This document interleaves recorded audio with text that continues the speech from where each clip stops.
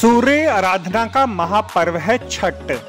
छठ पर्व, छठ या षष्ठी पूजा कार्तिक शुक्ल पक्ष के षष्ठी को मनाया जाने वाला एक हिंदू पर्व है। छठ षष्ठी का अपभ्रंश है।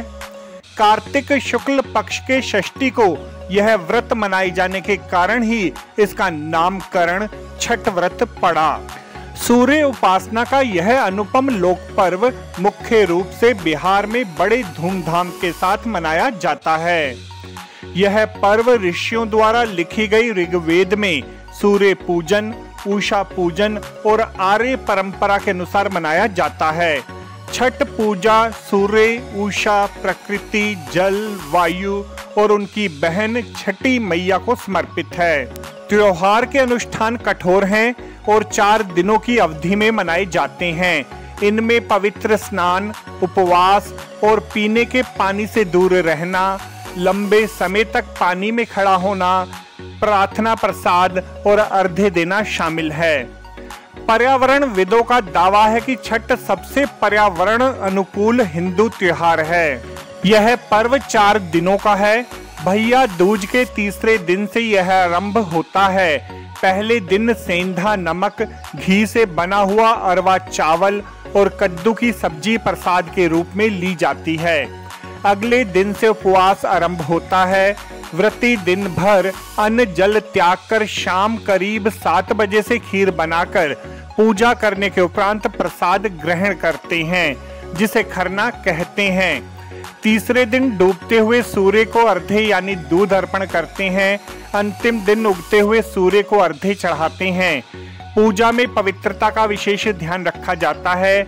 लहसुन प्याज वर्जित होता है। जिन घरों में यह पूजा होती है वहां भक्ति गीत गाए जाते हैं। अंत में लोगों को पूजा का प्रसाद दिया जाता है। व्रतधारी लगातार 36 घंटे का व्रत रखते हैं। इस दौरान वह पानी भी ग्रहण नहीं करते। छठ पर्व का पहला दिन, जिसे नहाए खाए के नाम से जाना जाता है, व्रती इस दिन सिर्फ एक बार ही खाना खाते हैं। खाने में व्रती कद्दू की सब्जी, मूंग, चना, दाल, चावल का उपयोग करते हैं। यह खाना कांसे या मिट्टी के बर्तन में पकाया जाता है। छठ पर्व का दूसरा दिन, जिसे खरना के नाम से जाना जाता है, इस दिन व्रती पूरे दिन उपवास रखते हैं। इस दिन व्रती अन्न तो दूर की बात है, सूर्य अस्त से पहले पानी की एक बूंद तक ग्रहण नहीं करते।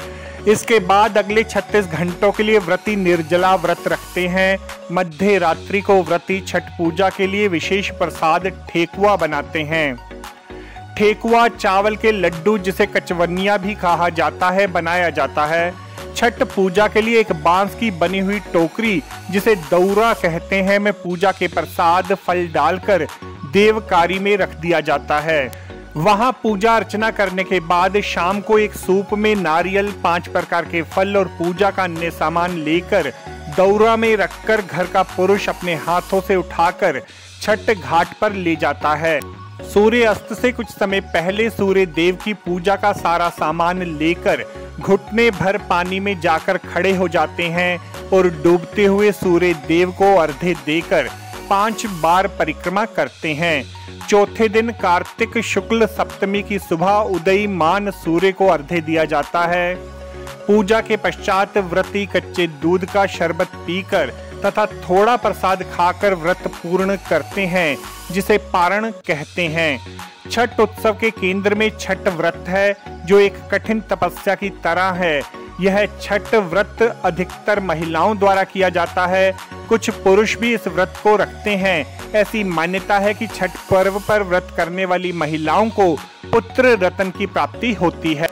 पुत्र की चाहत रखने वाली और पुत्र की कुशलता के लिए सामान्य तौर पर महिलाएं यह व्रत रखती हैं। पुरुष भी पूरी निष्ठा से अपने मनोवांछित कार्य को सफल होने के लिए यह व्रत रखते हैं।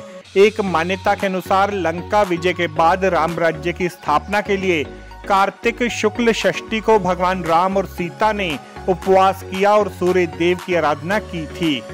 छठ महापर्व माता सीता ने बांका के मंदार में छठ व्रत किया था। इसी दौरान सीता माता ने षष्ठी पर सीता कुंड में सूर्य की आराधना की थी। मान्यता के अनुसार छठ पर्व की शुरुआत महाभारत काल में हुई थी। सबसे पहले सूर्य पुत्र कर्ण ने सूर्य देव की पूजा आरंभ की। कर्ण भगवान सूर्य के परम भक्त थे। वह प्रतिदिन घंटों कमर तक पानी में खड़े होकर सूर्य देव को अर्घ्य देते थे। सूर्य देव की कृपा से ही वह महान योद्धा बने। आज भी छठ में अर्घ्य दान की यह पद्धति प्रचलित है। कुछ कथाओं में पांडवों की पत्नी द्रौपदी द्वारा भी सूर्य की पूजा करने का उल्लेख मिलता है। वे अपने परिजनों के उत्तम स्वास्थ्य की कामना और लंबी उम्र के लिए नियमित सूर्य पूजा करती थी। रांची में छठ पूजा का खास महत्व है। यहाँ के नगड़ी गांव में छठ का व्रत रखने वाली महिलाएं नदी या तालाब की अपेक्षा एक कुएं में छठ की पूजा करती हैं। मान्यता यह है कि इसी जल के पास से द्रौपदी सूर्य को अर्घ्य दिया करती थी। सूर्य की उपासना की वजह से पांडवों पर हमेशा सूर्य का आशीर्वाद बना रहा।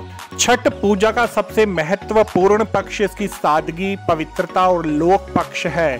भक्ति और अध्यात्म से परिपूर्ण इस पर्व में बांस निर्मित सूप, टोकरी, मिट्टी के बर्तन, गन्ने का रस, गुड़, चावल और गेहूं से निर्मित प्रसाद और सुमधुर लोकगीतों से युक्त होकर लोक जीवन की भरपूर मिठास का प्रसार करना है।